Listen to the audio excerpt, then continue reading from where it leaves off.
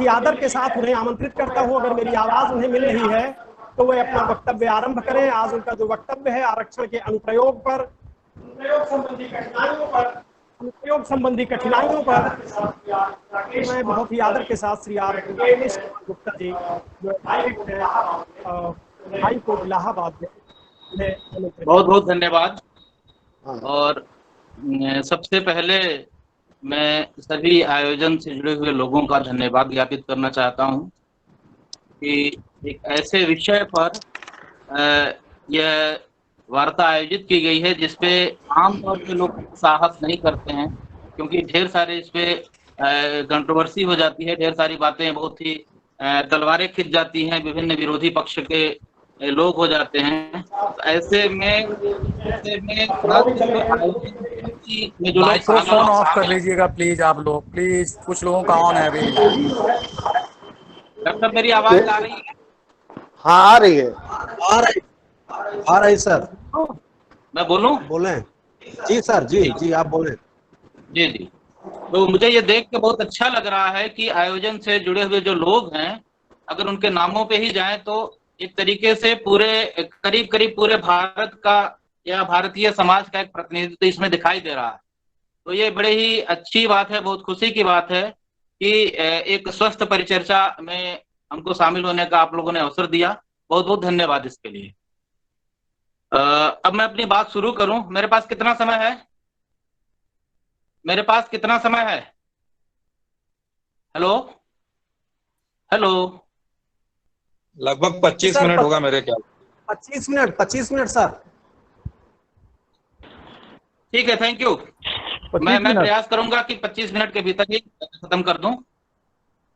Professor Vivek Kumar ने मेरा काम बहुत आसान कर दिया।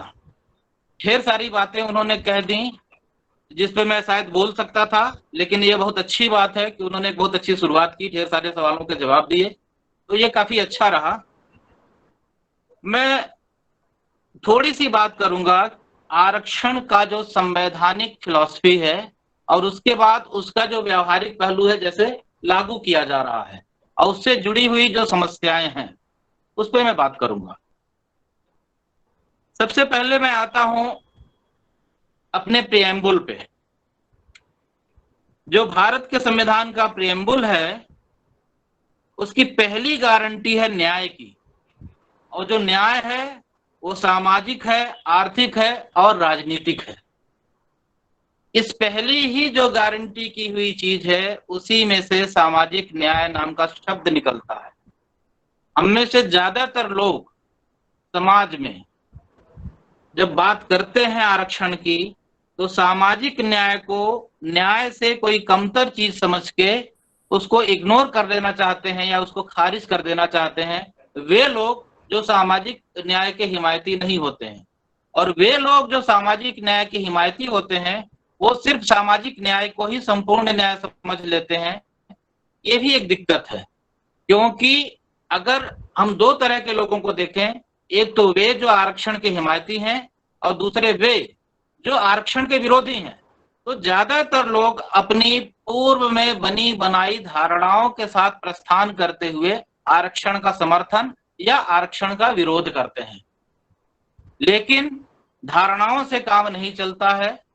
26 जनवरी सन 1950 को हमने भारत का संविधान लागू किया और अपने देश के संविधान सम्मत लोकतांत्रिक विकास के लिए एक वचनबद्धता एक दूसरे के साथ प्रकट किया। और इसीलिए अब जो भी विकास की कसौटी होगी, आगे बढ़ने की कसौटी होगी, उसमें हमको ये देखना पड़ेगा कि क्या हम भारत के संविधान के अनुरूप लोकतांत्रिक विकास की दिशा में आगे बढ़ पा रहे हैं या नहीं बढ़ पा रहे हैं। अगर हम लोकतांत्रिक विकास संविधान सम्मत तरीके से नहीं कर पा रहे हैं तो कहीं ना कहीं नुस्ख है। जो आरक्षण की व्यवस्था सबसे पहले की गई भारत के संविधान में, वे मौलिक अधिकारों के पहले ही हिस्से में है जिसको कि समता का अधिकार कहा जाता है, राइट टू इक्वलिटी। और राइट टू इक्वलिटी भारत के संविधान में शुरू होता है नेगेटिव सेंटेंस से। मैं उसको पढ़ देता हूं। ये कहता है कि विधि के समक्ष समता, अनुच्छेद 14, राज्य भारत के राज्य क्षेत्र में किसी भी व्यक्ति को विधि के समक्ष समता या विधियों के समान संरक्षण से वंचित नहीं करेगा। आखिर ये जरा सोचा जाए कि भारत के संविधान में जो पहला मौलिक अधिकार है समता का, उसको नकारात्मक वाक्य से क्यों शुरू करना पड़ा? क्या हमारे संविधान निर्माताओं की भाषा अच्छी नहीं थी, या उन्होंने जानबूझ के नकारात्मक वाक्य से शुरू किया इसको?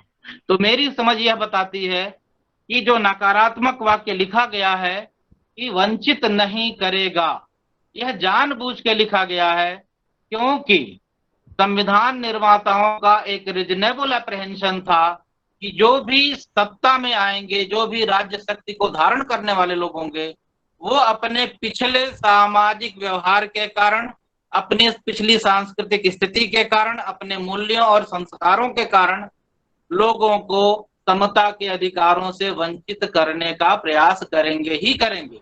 इसीलिए पहला ही मौलिक अधिकार मना करता है कि आप किसी को, राज्य किसी को समता के अधिकारों से वंचित नहीं करेगा। अब जरा देखा जाए कि क्या सिर्फ अनुच्छेद 14 से समता का अधिकार पूरा हो जाता है? नहीं, भारत के संविधान में अनुच्छेद 14 से लेकर 18 तक समता के अधिकारों को बताया गया है। आखिर ऐसा कौन सा कारण है कि इतने सारे अनुच्छेदों में इसको देना पड़ा? तो पहली बात देखा जाए कि अनुच्छेद 14 26 जनवरी 1950 की तिथि से जो इनइक्वालिटी शुरू होने वाली थी उसको एड्रेस करता है, लेकिन जो एग्जिस्टिंग इनइक्वालिटी थी, यानी कि सामाजिक मान्यताओं के कारण, धार्मिक प्रैक्टिसेस के कारण और सांस्कृतिक प्रैक्टिसेस के कारण, तमाम सारी रूढ़ियों के कारण जो इनइक्वालिटी थी, जो एग्जिस्ट कर रही थी, उसको एड्रेस करने के लिए, उसको दूर करने के लिए अनुच्छेद 15, 16, 17 और 18 को संविधान में डेलिबरेटली डाला गया।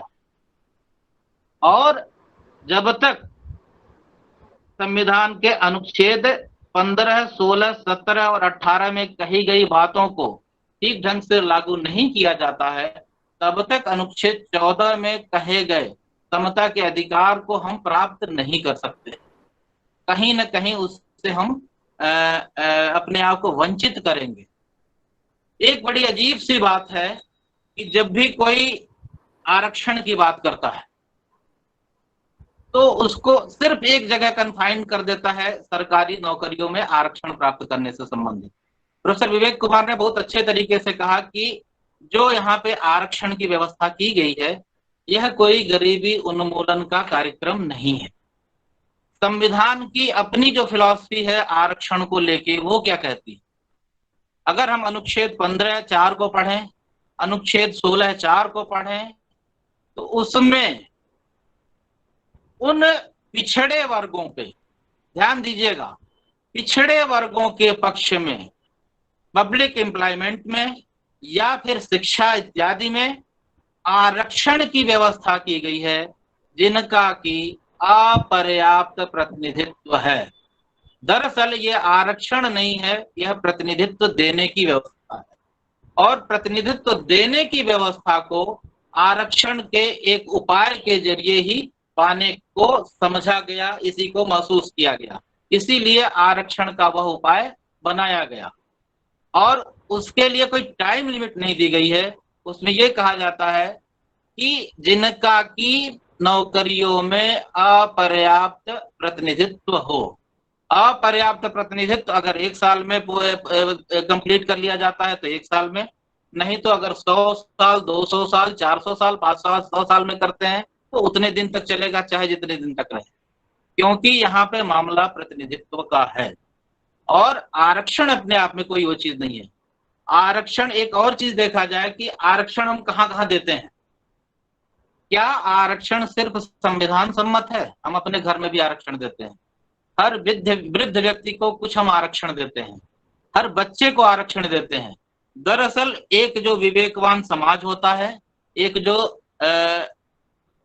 मनुष्यता पे आधारित समाज होता है, या व्यक्ति होता है, या परिवार होता है, वह निश्चित रूप से उन समस्त लोगों को जो किसी न किसी कारण से वंचित हैं या शोषित हैं या किसी न किसी तरीके से कमजोर हैं, उनको बाकी के बराबर लाने के लिए आरक्षण देना पड़ता है। ठीक वैसे ही जैसे हम अपने घर में वृद्ध माता पिता को देते हैं या बच्चों को कुछ न कुछ स्पेशल कुछ प्रिविलेज देते हैं, स्पेशल कुछ कंसेशन देते हैं, और इसी तरीके से हमारा संविधान भी भारत को एक यूनिट मानते हुए, एक इकाई मानते हुए, हमारे जो भाई बंधु अंडर प्रिविलेज्ड हैं, जो वंचित हैं विभिन्न सोशल, रिलीजियस और कल्चरल प्रैक्टिसेस के कारण, उनको अन्यों की बराबरी में लाने के लिए, अन्यों की बराबरी में बैठाने के लिए इसको एक उपाय के रूप में लाया गया है, एक उपाय के रूप में वो किया गया है। लेकिन इसकी एक अनिवार्य शर्त है बैकवर्डनेस। एक सवाल बहुत बड़ा किया जाता है उन लोगों के द्वारा भी जो आरक्षण का विरोध करते हैं, और वो लोग भी समझते हैं जो आरक्षण का लाभ लेते हैं, यह आरक्षण जातिगत है। तो मित्रों, मैं ये कहना चाहूंगा कि भारत के संविधान में कहीं भी जातिगत आरक्षण की व्यवस्था 2019 के पहले नहीं की गई थी। वह आरक्षण की व्यवस्था पिछड़ेपन के आधार पर है।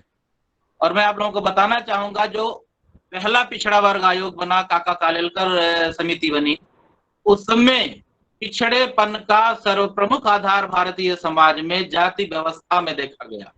और इसी कारण से उन लोगों को जो कि अंडर प्रिविलेज्ड जातियां थी, जो शोषित जातियां थी, वंचित जातियां थी, उन सबको अलग अलग जो रिपोर्ट आई सब में पिछड़ा वर्ग माना गया।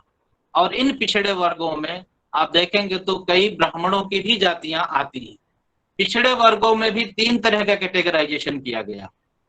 एक वे लोग जो जिनको ट्राइब के रूप में चिन्हित किया गया, दूसरे वे लोग जो कास्ट सिस्टम के भीतर थे और basically socially, educationally and economically backward classes थे।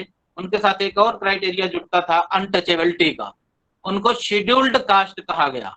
और इन शेड्यूल्ड कास्ट और शेड्यूल्ड ट्राइब को कॉन्स्टिट्यूशनली बैकवर्ड क्लासेस रिकॉग्नाइज किया गया, और यह माना गया कि इनको कोई भी सुविधा देने के लिए बैकवर्डनेस के टेस्ट की कोई जरूरत नहीं है। बाकी जो बचे उनको ओबीसी कहा गया, यानी कि अदर बैकवर्ड क्लासेस। तो इस तरीके से बैकवर्ड क्लासेस के पक्ष में ही, जिनका की प्रतिनिधित्व पर्याप्त न हो, भारत के संविधान में आरक्षण की व्यवस्था की गई। अगली बात कि इसका प्रयोग कैसे हो रहा है।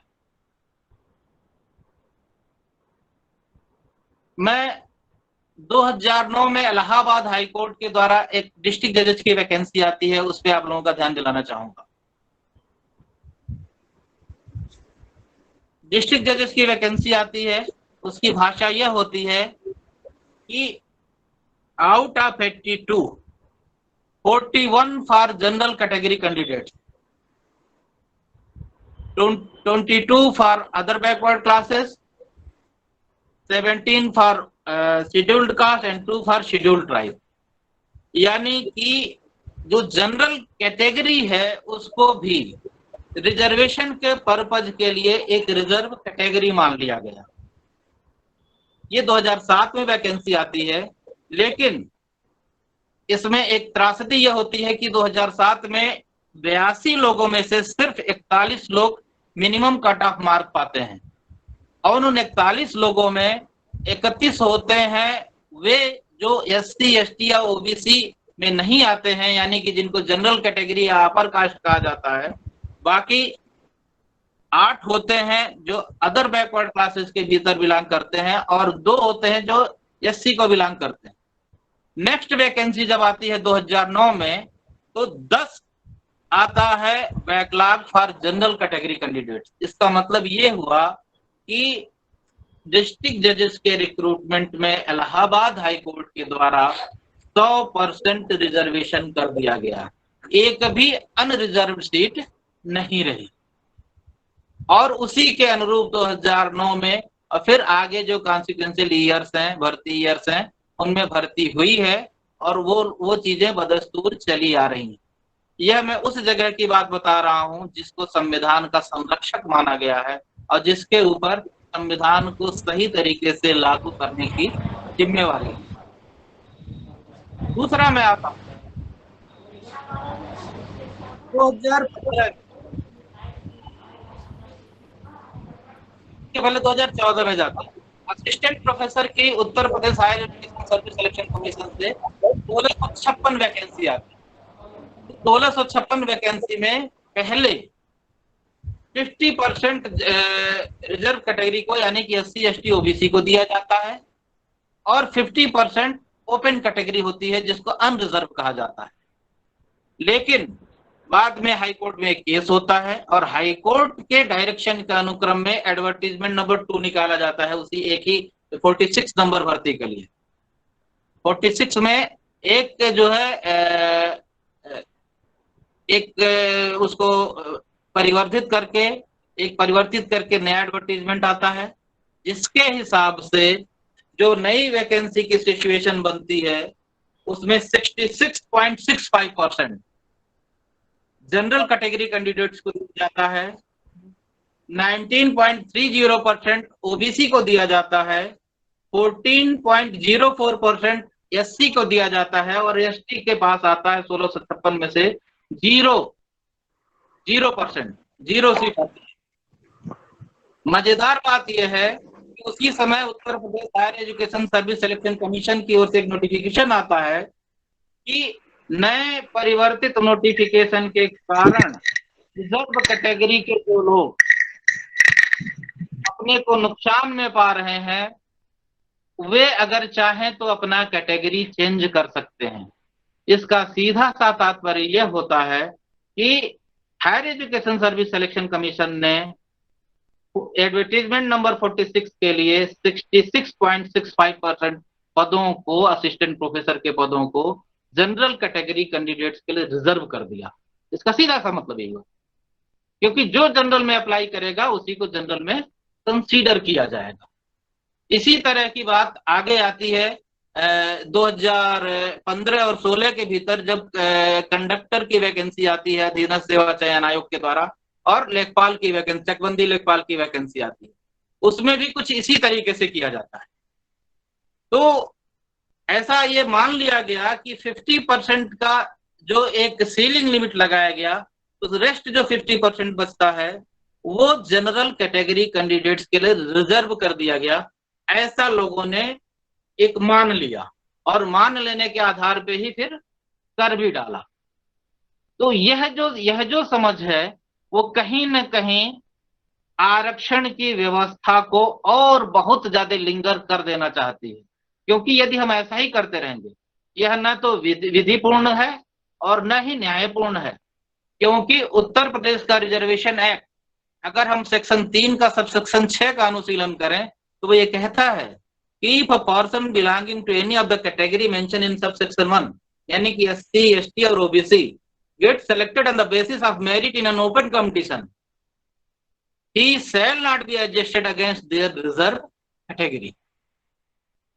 लेकिन लगातार विभिन्न जो चयन समितियां बैठती हैं वो तमाम सारी चयन समितियां, जिसमें हाई कोर्ट भी है, जिसमें उत्तर प्रदेश का अधीनस्थ सेवा चयन आयोग भी है, जो उत्तर प्रदेश का higher education service selection commission है, ये कुछ उदाहरण मात्र हैं। लेकिन तमाम सारी दूसरी भर्तियों पे जो अभी हम नहीं यहाँ पे ला पा रहे हैं, जिनका उदाहरण नहीं दे रहे हैं, उन तमाम सारी भर्तियों में ऐसा होता है कि 100% आरक्षण दे दिया जाता है, जिनमें कहीं पे 50% जिनको अपर कास्ट माना जाता है उनको दे दिया जाता है और हायर एजुकेशन में तो 66.65% दे दिया जाता है।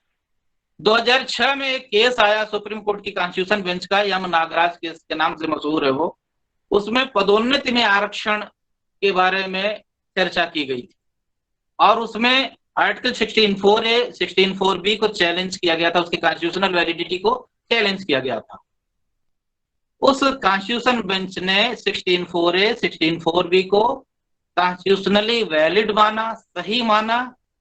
उस पर 3 राइडर लगाते हुए, एक तो बैकवर्डनेस होना चाहिए, दूसरा इनएडुकेट रिप्रेजेंटेशन होना चाहिए और तीसरा एफिशिएंसी इन एडमिनिस्ट्रेशन होना चाहिए।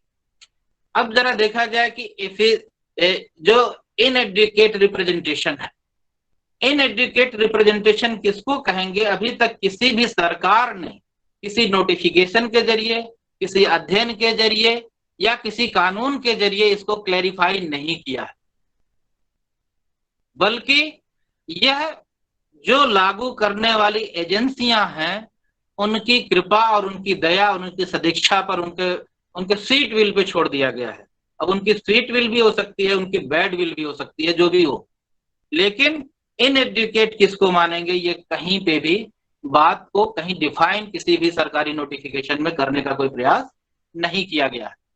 अगर हम हायर एजुकेशन की बात करें तो हायर एजुकेशन में 2014 तक के आंकड़े मेरे पास हैं। मैंने 400 कॉलेजेस का अध्ययन किया जो गवर्नमेंट एडेड डिग्री कॉलेज और पीजी कॉलेजेस हैं। उनमें जो स्थिति है रिप्रेजेंटेशन की, उसमें 86% पदों पे असिस्टेंट प्रोफेसर, एसोसिएट प्रोफेसर जो फैकल्टी पोजीशन है, 86% पदों पे वे लोग हैं जो एससी, एसटी और ओबीसी में नहीं आते हैं। 9% पदों पे ओबीसी के लोग हैं और 5% पदों पे एससी के लोग हैं और 0% लोग एसटी के पदों पर हैं। तो यह मैंने अपने केस में रखा था जिसको कि सरकारी पक्ष के द्वारा मना नहीं किया गया। मेरे इन आंकड़ों को उनके द्वारा भी स्वीकार किया गया। यह रिप्रेजेंटेशन की स्थिति है। शाम के होगा रजिस्ट्रेशन कर लेना। एससी और ओबीसी और एसटी के लोग कुल मिलाकर 14% हायर एजुकेशन में रिप्रेजेंटेशन पा रहे हैं, तो क्या इसको पर्याप्त प्रतिनिधित्व माना जाएगा या नहीं माना जाएगा? अगर यही पर्याप्त प्रतिनिधित्व है तो पर्याप्त प्रतिनिधित्व पाने के लिए हम अगली कितनी सदियों तक यह जो आरक्षण नाम की व्यवस्था है उसको झेलने के लिए खुद को अभिशप्त किए रहेंगे? हमें चाहिए ये कि इसको एक फौरी उपाय के तौर पे लाया गया है, ये कोई परमानेंट उपाय नहीं है। हमको चाहिए कि हम अपने समाज के विभिन्न सेक्शंस के भीतर जो इनइक्वालिटी है, जो असमानता की खाई है, उसको जल्दी से जल्दी पाटें। जितनी जल्दी पाट लेंगे, जितनी जल्दी हम इसको बराबरी पे ला देंगे, उतनी ही जल्दी शायद इस आरक्षण की व्यवस्था को हम खत्म कर पाएंगे। नहीं तो इस आरक्षण की व्यवस्था को हम सदियों सदियों सहस्राब्दियों तक ढोने के लिए, मानने के लिए विवश और बाध्य होंगे और आपसी कटुता के साथ जीने के लिए भी विवश और बाध्य होंगे। लेकिन सबसे बड़ी त्रासदी यह है कि क्या हम इसको न्याय का एक हिस्सा मानते हैं या नहीं मानते हैं। तो मुझे ऐसा प्रायः लगता है कि जब हम हाई कोर्ट में या सुप्रीम कोर्ट में जाते हैं या हायर एजुकेशन के भीतर जाते हैं या अन्य दूसरी जगहों पे जाते हैं, तो यह पाते हैं कि हमारी जो न्याय चेतना है वो कहीं ना कहीं खंडित न्याय चेतना है। हमारी न्याय चेतना से जो दृष्टि बनती है हम वहीं तक देख पाते हैं जहां पे हम जिस जाति विशेष में या समुदाय विशेष में पैदा हुए हैं, उन्हीं के जो तात्कालिक हित हैं, उन्हीं तात्कालिक हितों के अनुरूप जो होता है उसी को हम समग्र न्याय मान लेते हैं। ऐसे में हमारी न सिर्फ न्याय चेतना खंडित है बल्कि हम खंडित संवेदना के साथ भी जी रहे हैं और हम एक ऐसे समाज बने हुए हैं जो एक विकलांग समाज है और अपनी विकलांगता को न सिर्फ हम बनाए रखना चाहते हैं बल्कि उस पर हम गौरवान्वित भी महसूस करते हैं, उस पर हम बहुत फख्र महसूस करते हैं कि देखो हमारा समाज ऐसा है। अपनी सामाजिक विकलांगता को हम दूर करने का कतई तौर पे कोई प्रयास नहीं कर रहे हैं, जिसके कारण से जो सामाजिक कटुता है वो लगातार बढ़ती जा रही है और हम में से हर व्यक्ति दूसरे व्यक्ति को कहीं न कहीं संदेह की दृष्टि से देखने के लिए विवश है या ऐसा ही देख रहा है। तो ऐसे में होना क्या चाहिए? मैं यहाँ पे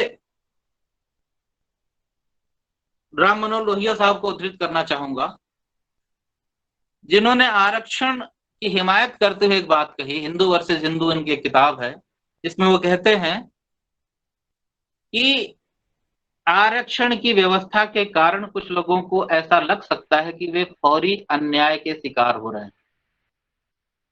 यदि ऐसा भी है तो हमें समाज में एक दीर्घकालिक और समग्र न्याय की व्यवस्था को स्थापित करने के लिए अपने आप को फौरी अन्याय के लिए तैयार रखना चाहिए, क्योंकि अगर हम अपने देश की 3/4 आबादी को शूद्र बनाकर रखेंगे तो दुनिया की बिरादरी में हम शूद्र बनकर रहेंगे। आज हम जरा देख लें कि दुनिया की बिरादरी में विश्व जो वो है परिदृश्य है, उसमें भारत किस पायदान पर है। समग्र मानव विकास, अगर मानव विकास सूचकांक को देखें तो हम कहाँ पे खड़े हैं। तो मित्रों, अगर हम दुनिया की बिरादरी में शूद्र बने रहना चाहते हैं तो हमें अपने असमानता की स्थिति को बरकरार हम रख सकते हैं, लेकिन दुनिया की बिरादरी में अगर हम अपने आप को गौरवोन्नत होकर देखना चाहते हैं, हमको इस असमानता को पाटना पड़ेगा। एक आंकड़ा मैं बताना चाहूंगा, वो प्रोफेसर अमर्त्य सेन जो नोबेल लॉरिएट है और जियान ड्रेज की किताब है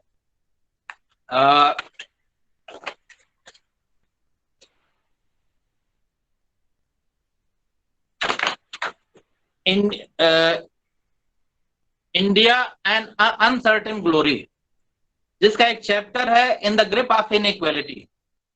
in the grip of inequality में एक टेबल लगा है, टेबल नंबर 8.2, कोई देख सकता है उसको, पेज नंबर 220 और 221 पे है। N uncertain glory, India N uncertain glory नाम की किताब में, जिसमें इलाहाबाद शहर के आंकड़ों को दिया गया है और कास्ट के आधार पर इसमें क्या रिप्रेजेंटेशन है ये दिखाया गया है।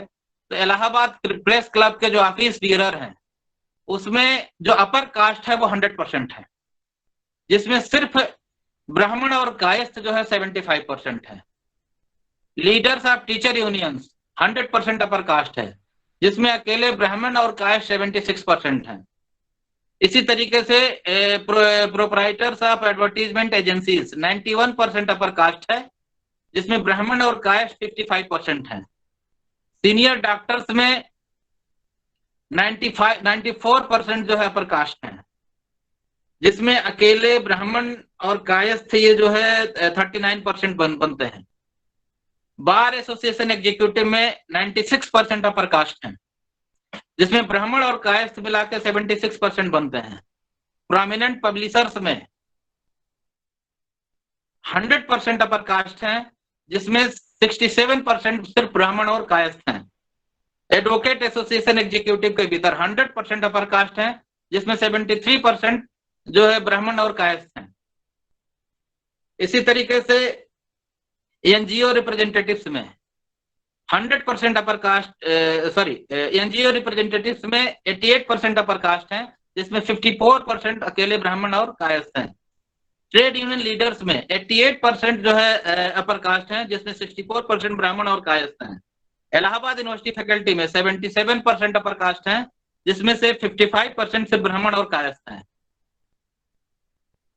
अशोकनगर यहाँ की एक पास कॉलोनी मानी जाती है।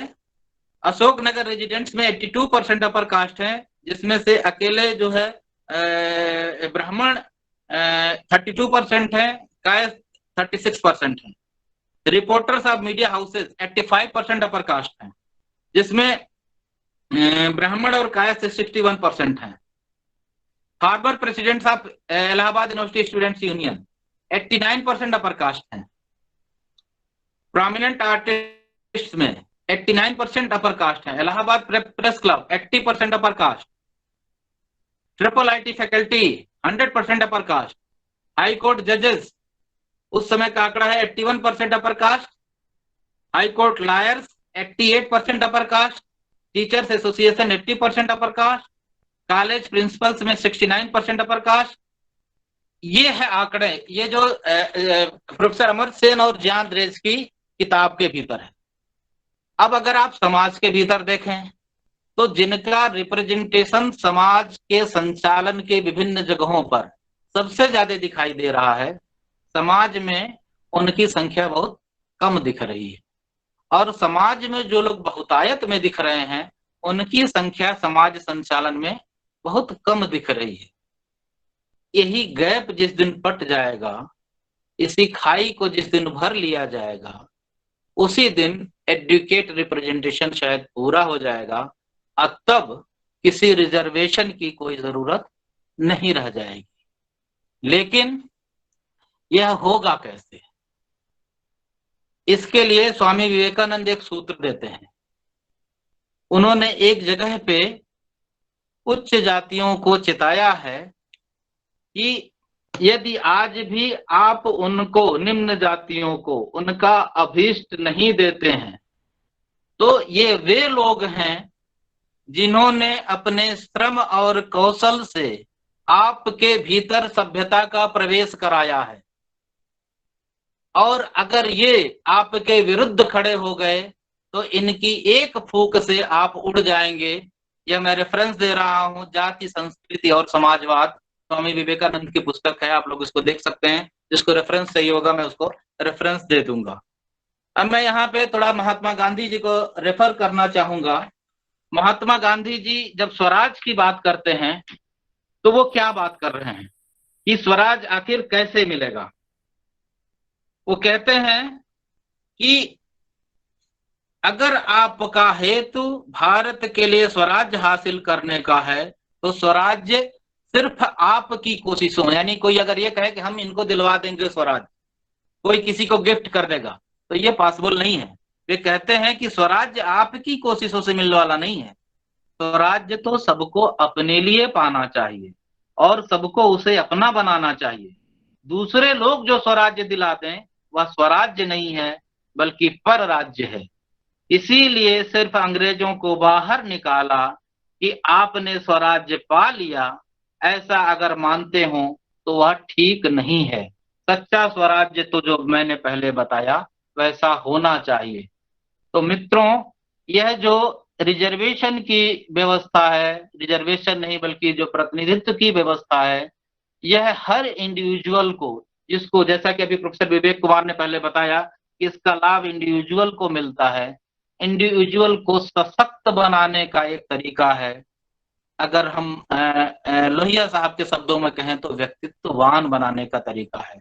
हम जरा सोचें, हम अपने आसपास नजर डालें कि वे लोग जिनको कि आज रिजर्व कैटेगरी का व्यक्ति कहा जाता है, वे क्या अपने सामाजिक व्यवहार में अक्सर हमें कुछ दबे दबे से नजर नहीं आते हैं?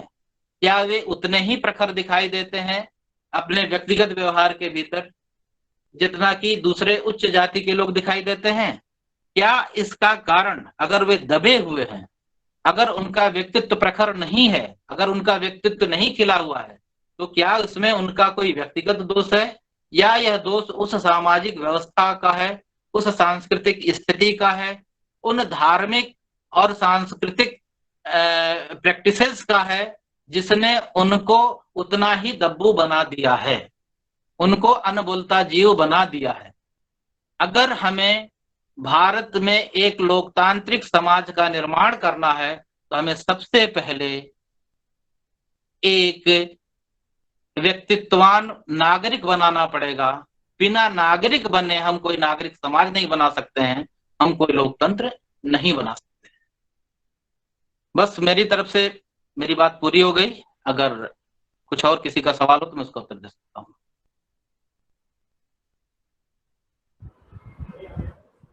आवाज नहीं जा रही। हाँ, बहुत बहुत धन्यवाद भाई साहब जी, थैंक यू।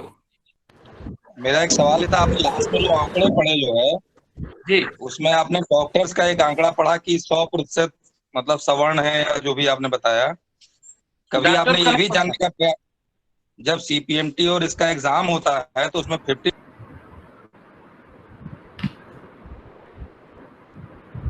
हेलो, मैं प्रश्न सत्र अंत में है, मैं क्षमा चाहूंगा और मैं आदरणीय श्री राकेश कुमार गुप्ता जी जो इलाहाबाद उच्च न्यायालय में अधिवक्ता हैं, जैसा मैंने बताया था, बहुत ही महत्वपूर्ण उद्बोधन उन्होंने हमारे सम्मुख प्रस्तुत किया है और इस हेतु हम उनके आभारी हैं। उन्होंने जितने ही सरल शब्दों में अपनी बातें रखी हैं, उस संवैधानिक लक्ष्य को प्राप्त करने की बात जो उन्होंने कही है, स्वतंत्रता, समानता, बंधुत्व और सामाजिक न्याय में जो सामाजिक न्याय की अवधारणा है वो कितनी महत्वपूर्ण है, इस पर उन्होंने अपना प्रकाश डाला, जिस पर प्रोफेसर विवेक कुमार जी ने भी शुरू में अपनी बातें कही थी। मित्रों,